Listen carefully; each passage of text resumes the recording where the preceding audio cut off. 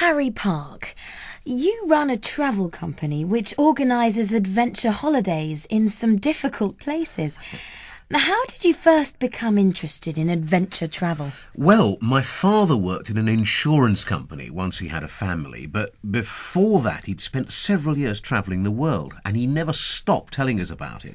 His stories were much more exciting than the books I read, and they made me want to travel and have adventures of my own.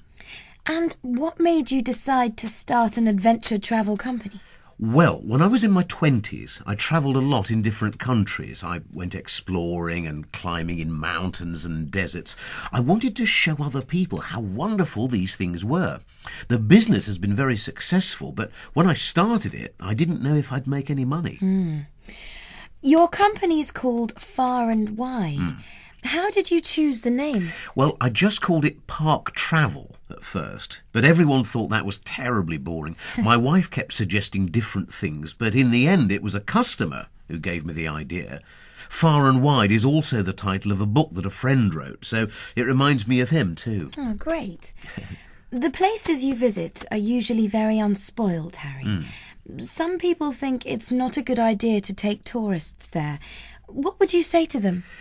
Well, most of the places we visit have no inhabitants, so we aren't going to spoil people's way of life or bring in things like television and fridges. And I make sure that we always take care of the environment.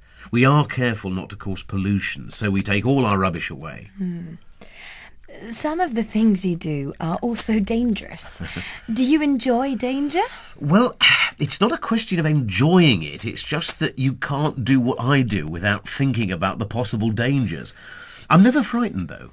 If I'm taking a group up a mountain or something like that, I just concentrate on what I have to do and get on with it. You've been to some fascinating places, Harry. What's your favourite? Oh, it's in India. You travel along a river through spectacular scenery and up into the mountains in Madhya Pradesh. In the valley on the other side, there's a wonderful old castle. It's magical. The mountains hide it. So few people know it's there. Thanks for talking to us, Harry. Thank you.